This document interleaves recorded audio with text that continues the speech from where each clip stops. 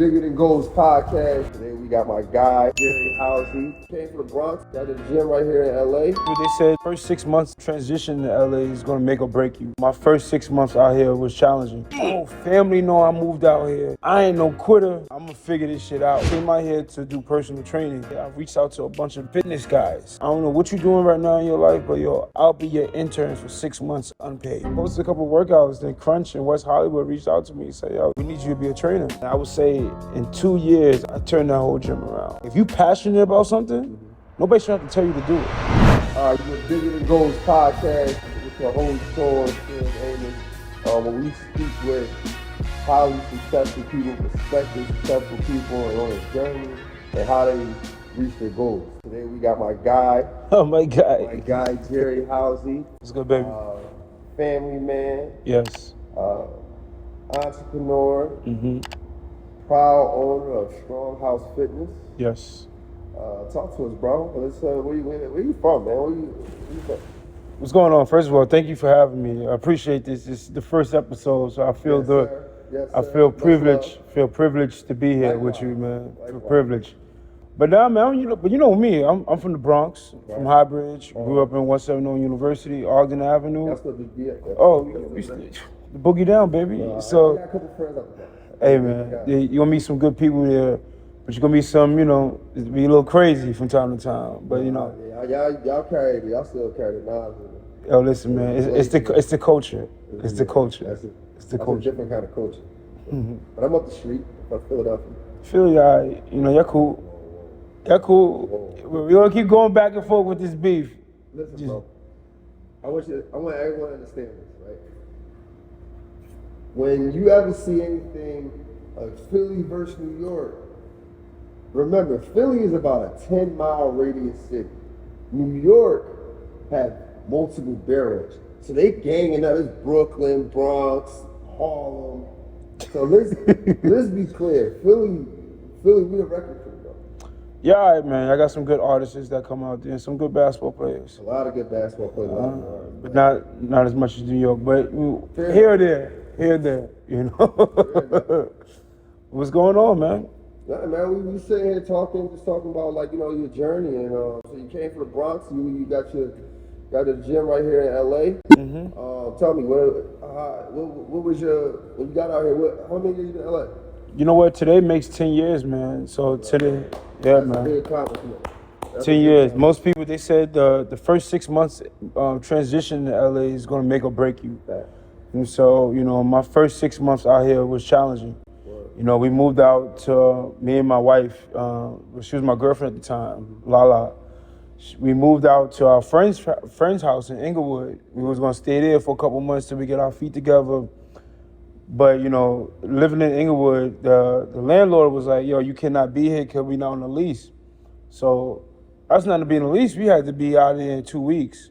So we went from planning on being there for a couple months, being kicked out within the first 2 weeks. That's crazy. So not knowing where we were gonna stay at, Lala had a friend that lived in Northridge that was out of town. But her and her roommate had beef. So that's typical LA stuff. Yeah, so she wasn't there, but she allowed us to stay there. So it's kind of weird being in a place where the roommate ain't really messing with you, but you got your friends staying there. Hostile environment too. Yeah, so I'm like, yeah. I could tell she wanted us there, but she be like, nah, it's really time for y'all to go. So, we did that for about a month. Then we was fortunate enough to move downtown. We sublet a studio loft where we stayed in.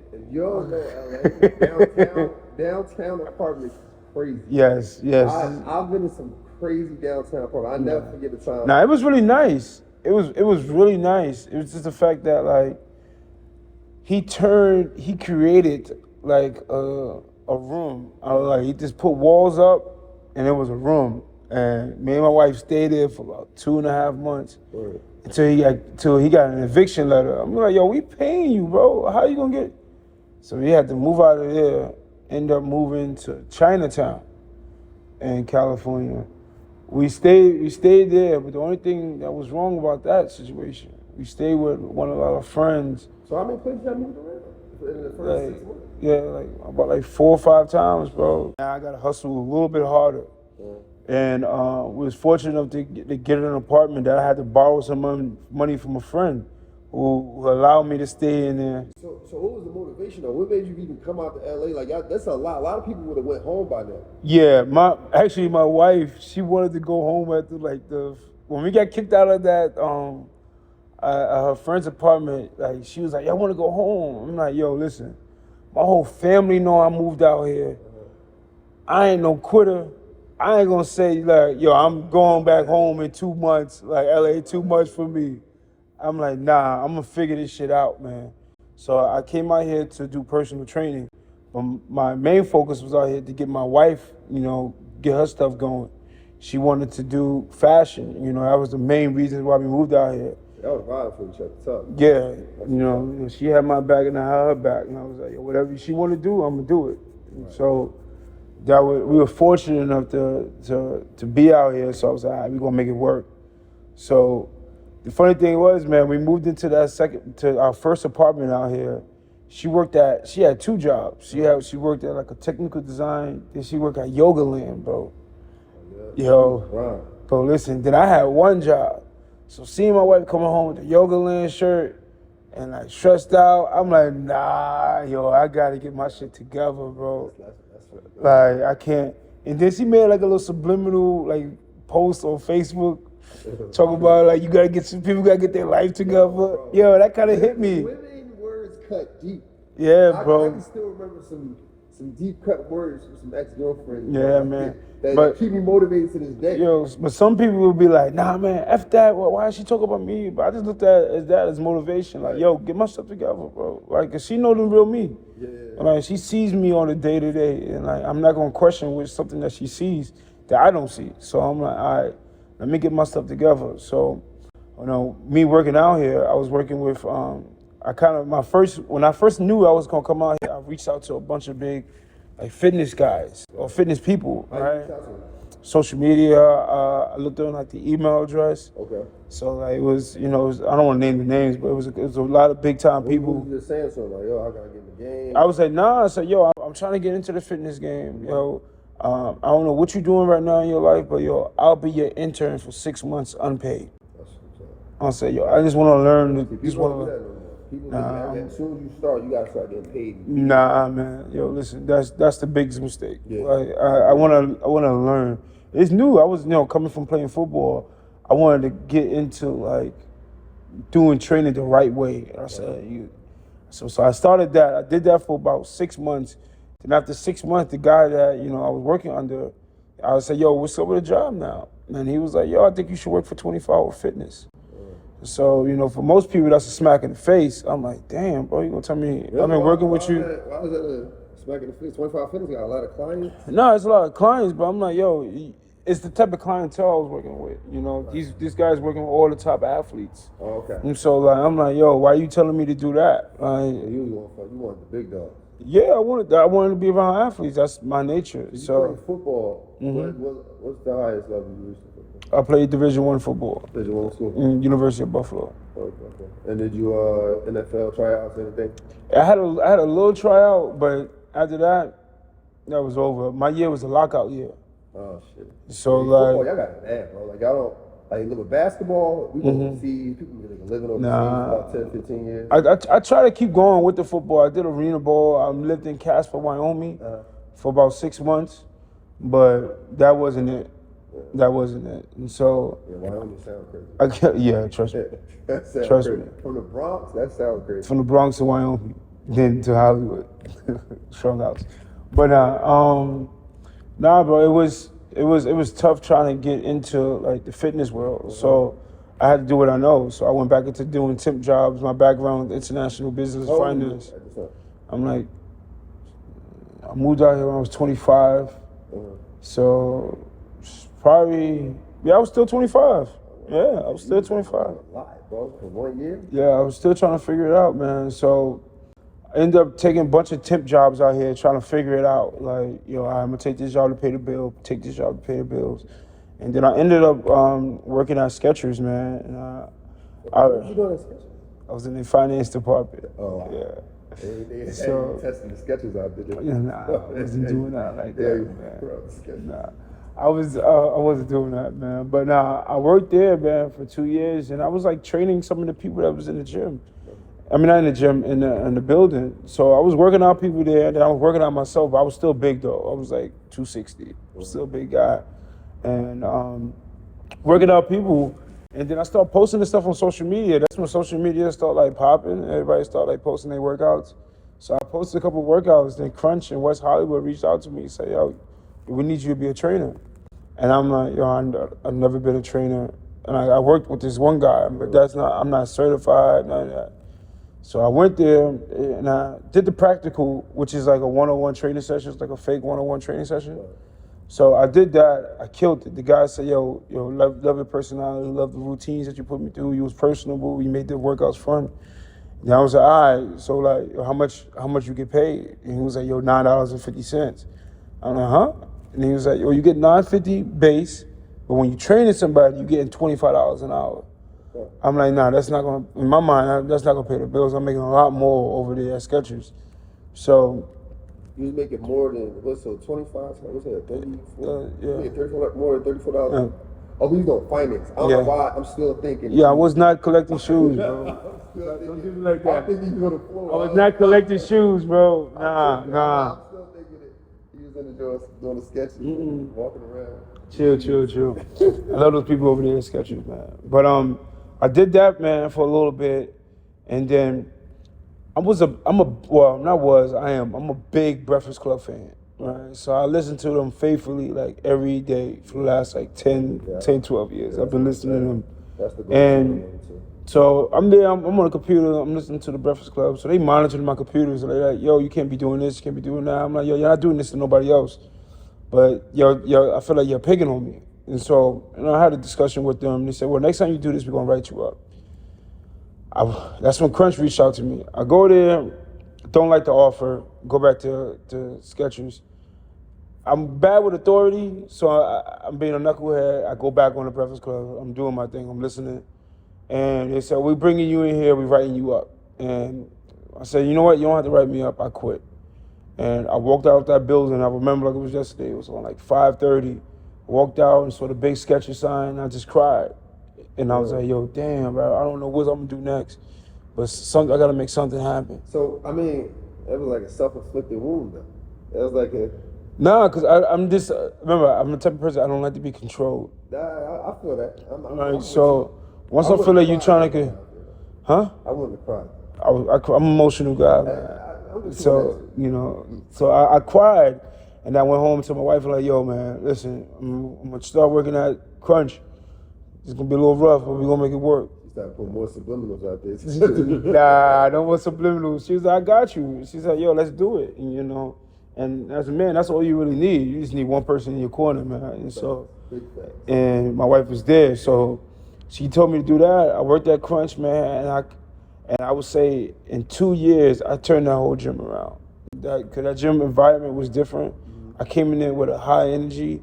I came in there like first learning from everybody, right? There was so many amazing trainers in there.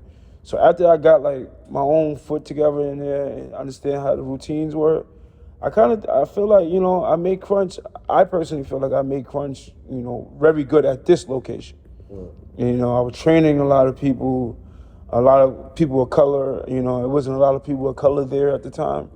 I was training a lot of them, man, and they loved my high intensity and stuff like that. I kind of ran it how I ran this gym, run StrongHouseFitness, going around high-fiving everybody, trying to keep the energy up and stuff like that. So I did that there, and I did it for 2 years, and I went private. I became a private trainer, which is you did private and Crunch, or you just did? No. I went from Crunch and I went right to private, which is the scary move because when you're working for these corporations, you're so used to people handing you clients. Right.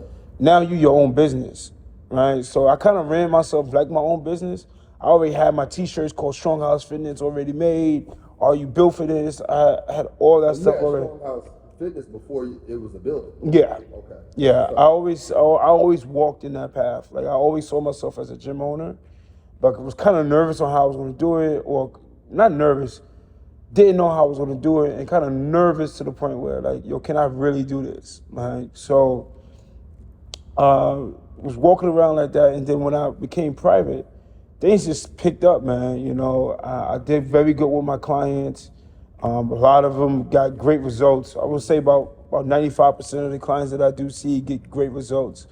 And the word just started spreading around, man. And it was like, yo, this guy Jerry. Now, on that path, though, did you have any like goals set? Like, all right, by the end of the month, I need 10 clients, or this is where I want to be in 2016. Nah, I didn't put those limits on myself. I do think ahead, but I didn't. Write down, like you write goals down, you just think about it so much. I think about it so much. It's on my mind every day. Like I wake up every day with a goal. That's why I'm self-motivated. Right. You really don't have to tell me to do shit. Like I'm really gonna get up and do it. And that's how, you know, I coach high school football out here, right? And I always told the kids, like, if you passionate about something, nobody should have to tell you to do it. All the time. Like I shouldn't have to tell you to get up and eat right, go to school, go to practice hard. If you actually love this shit. If you don't love this shit, it's gonna be harder at the next level because those guys love it. Mm-hmm. And then in the other level, it's totally different because those guys are playing for their families now. Yeah. Like that guy across from you trying to take food out your family mouth.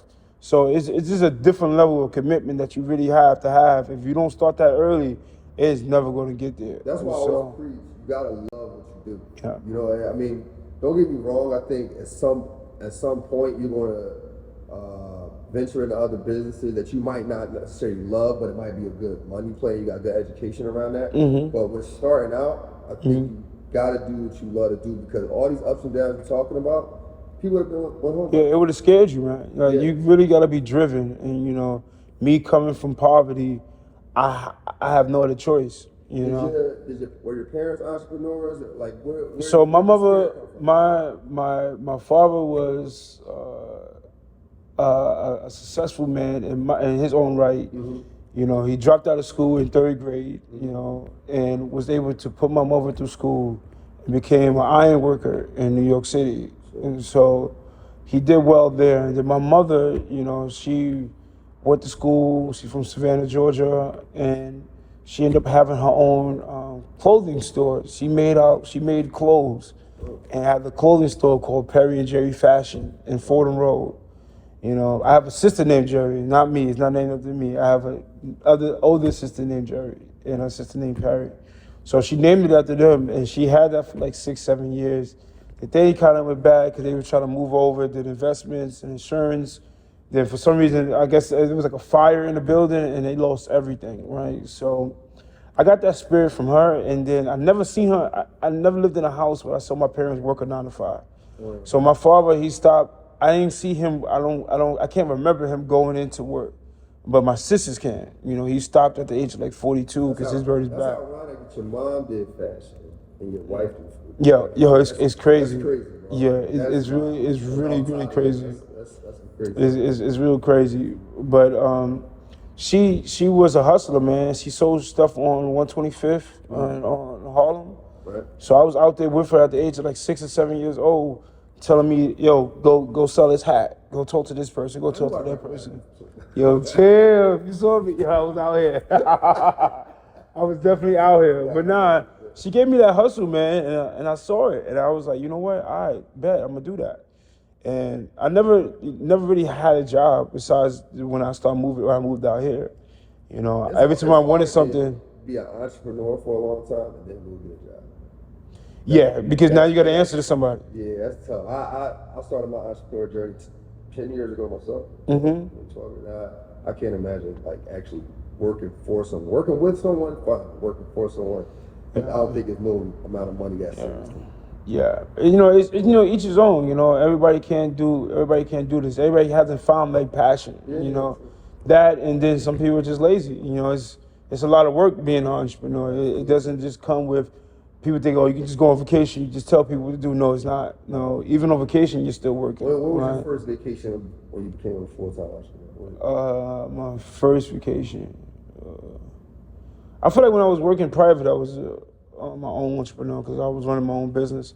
So I think probably like Jamaica or somewhere. No, like how many years it took you to go? Like for me, it took me about 3 years after becoming a full-time entrepreneur to go on an actual real business? I would say like maybe 2 years. Yeah. Like 2 years for me. You know, I was getting tired of LA, so I wanted to take a vacation. Me and my wife said, let's go somewhere. So I feel like we deserved it. You know, we work hard. So I'm always confused when I'm on Instagram. I'm like, how these guys are entrepreneurs, but they always on vacation. Well, it's different. It's different ways, right? Some people don't need to be physically there. You know, you got a lot of stuff is e-commerce nowadays. So it's like, if you're killing that way, man, more glory to you, man. I'm gonna be in that field eventually. I'll be in that field eventually. So you was doing private training. How many years before private training, and then how did you come about StrongHouseFitness? So in the whole midst of the training thing, I always looked at myself as a business. So I was, Strong House, and when I became private for like 2.5 years, and then my whole mindset when I became private was to open up my own gym. Okay. And then when I was there working at Muscle Mechanics or training my people at Muscle Mechanics,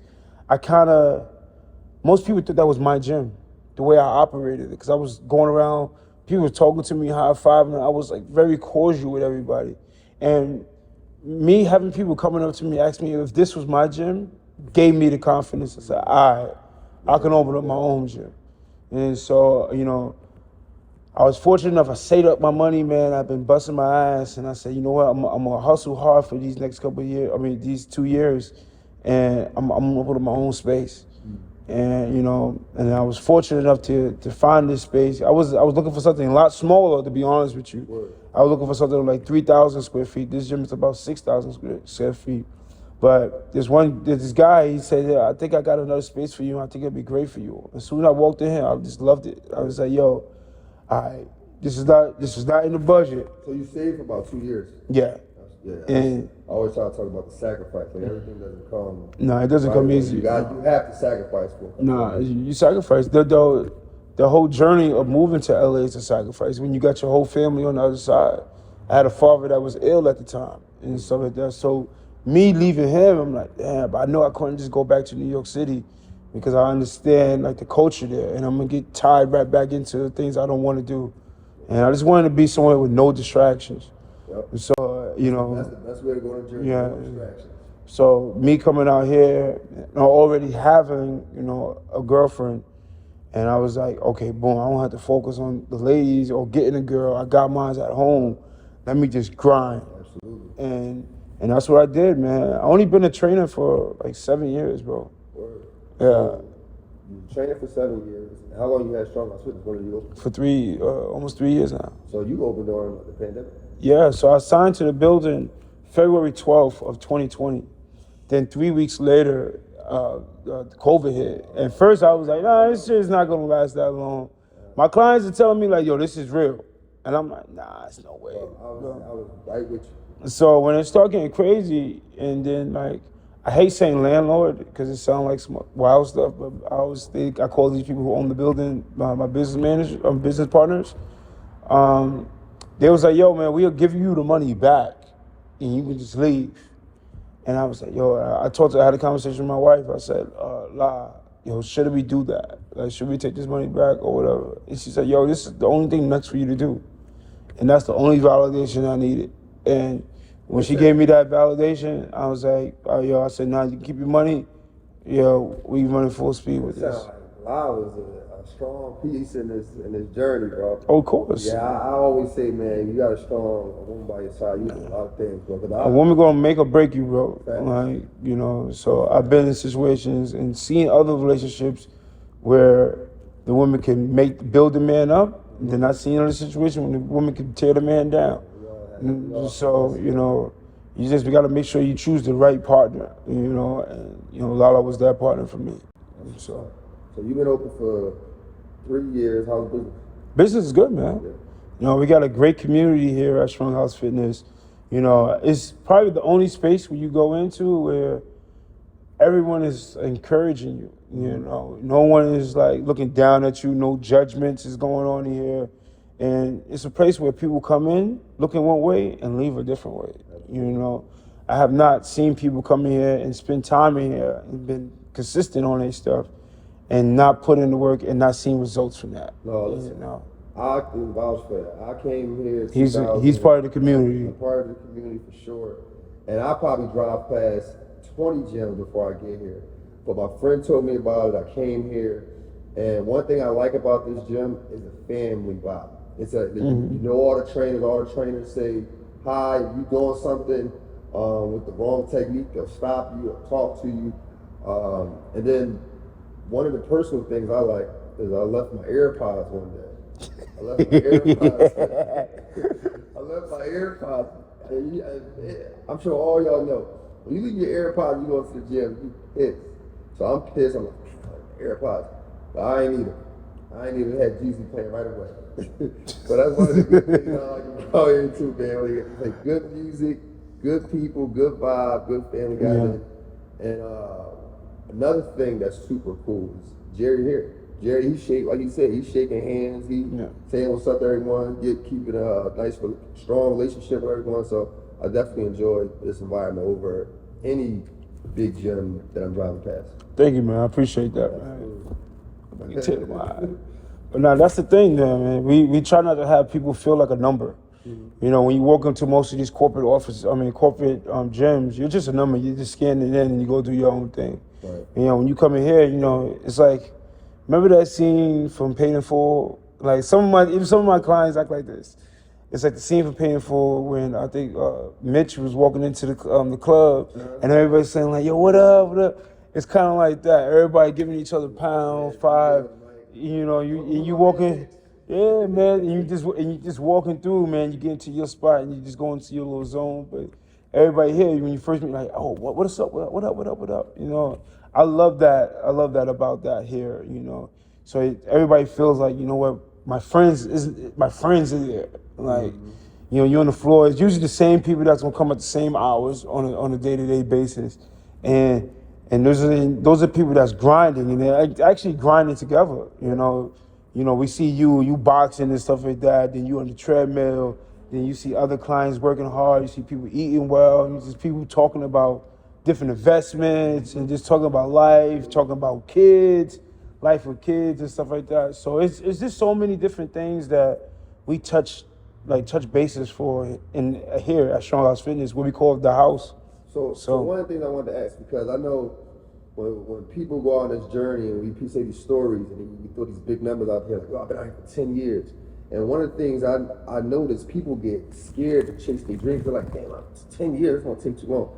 Tell me when you start seeing traction though. Like, I know the first year was tough, but then you started the private training, so you was making money in between that, but you had to make some money to save up. So when you start like, all right, I'm in a profitable situation right now. What you mean, just like financially, or just like, all right, so you quit Skechers, and then you said, you know what, I'm going full-time entrepreneur. When did you start saying like, all right, well, you know, I'm good. Me and my girl go out to eat. We can go. Oh, probably when I became private, because now all that money. A year or two, or what? Yeah, about a year or two, man. Because you know, when you're working for these corporations, you know, they might be charging the client $140, but the trainer only seeing $25, $30 of that. And so it's like, when you become private, it's all yours now.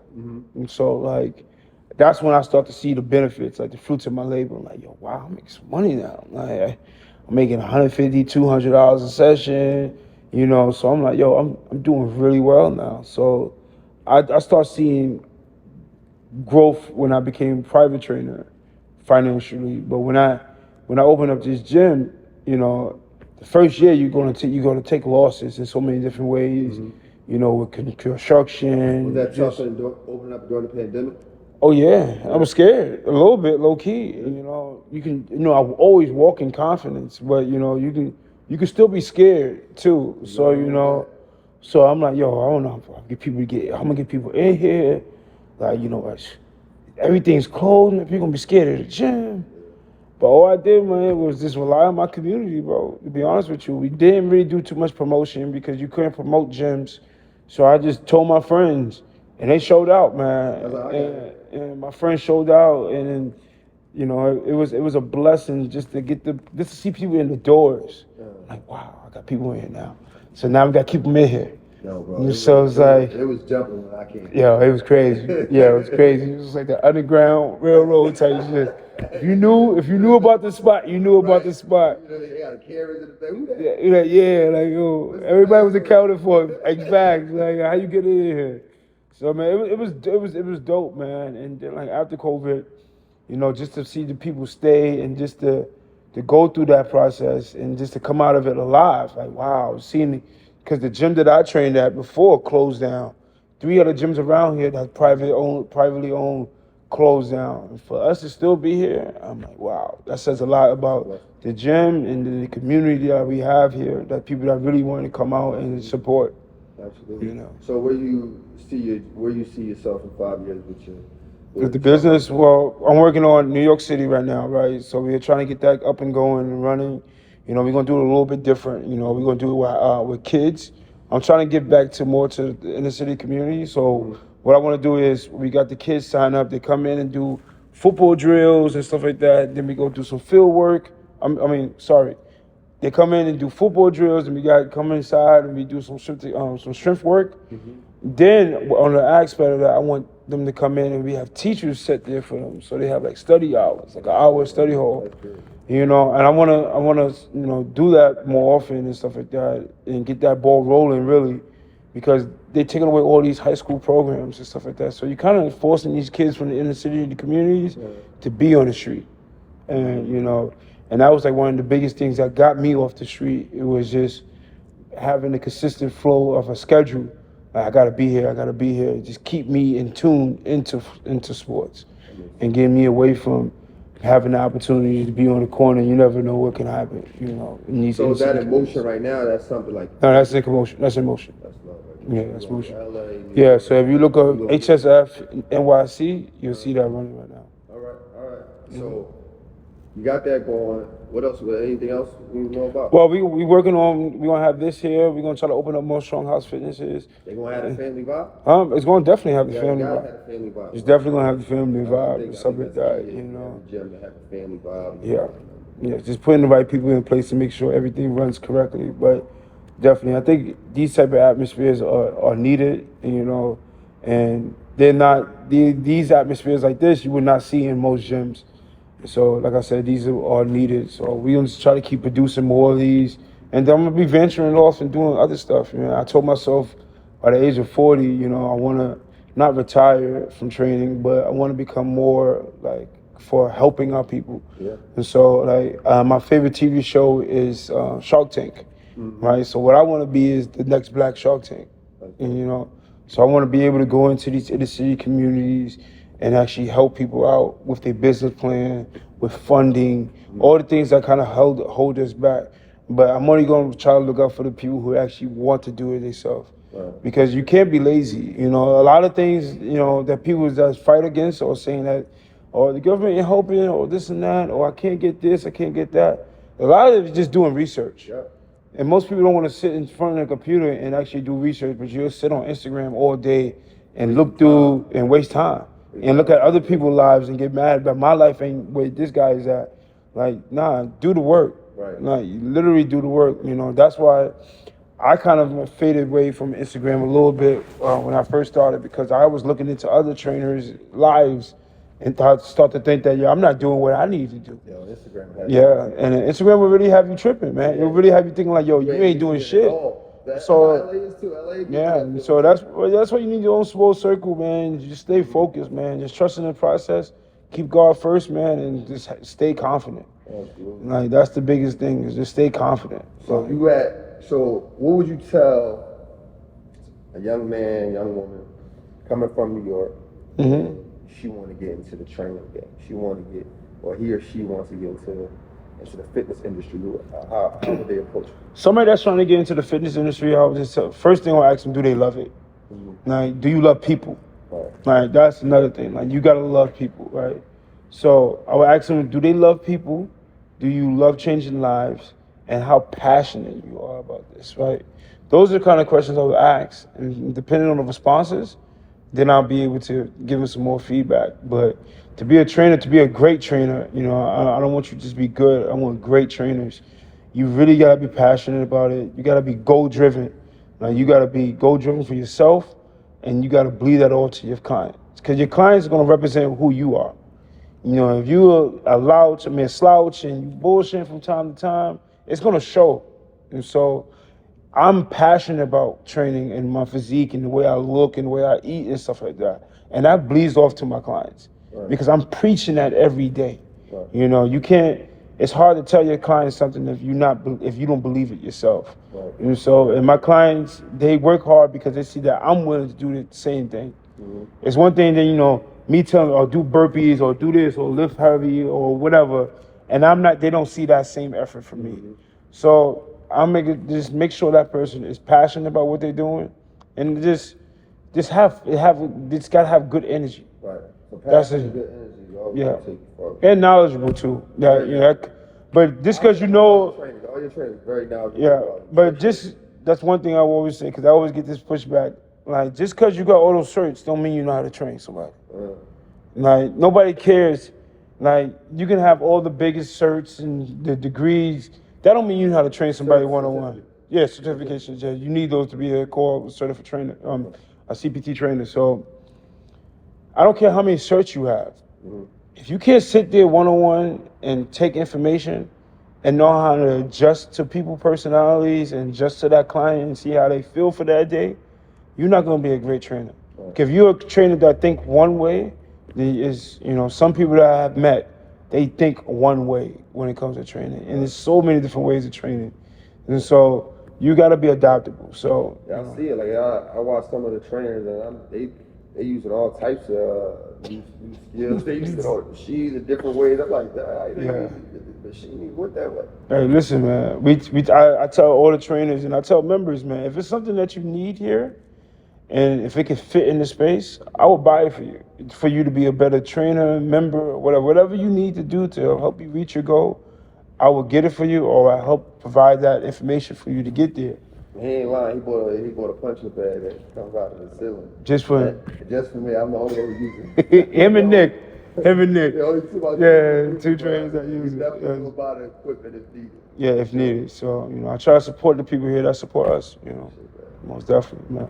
All right, we're going to let my man go, man, and get back to his family. Oh, man. Appreciate you over here, man. Oh, this is good, man. I got to come back, man. Show you how the BX do it, man. Yes. Philly and BX, man, much love. Appreciate everyone who tuned in. Hey, man, you can find me right at StrongHouseFitness, man, 716 North La Brea, Los Angeles, California. If you're familiar with Los Angeles, we're directly across the street from Pink's Hot Dogs. Don't eat at Pink's Hot Dogs. Come to StrongHouseFitness, baby. We got you. And you can follow us all on StrongHouse, on all social media platforms at StrongHouseFitness. If you want to look and see what I'm doing on my day-to-day with me and my family and what I do on whatever, follow Jerry Housey on StrongHouseFitness. Jerry Housey on Instagram. You can find us on YouTube, Bigger Than Goals Podcast. I'm Sean Suge Amos. You can find my Instagram, SugeA42, as well as Goals Activewear. That's what we got.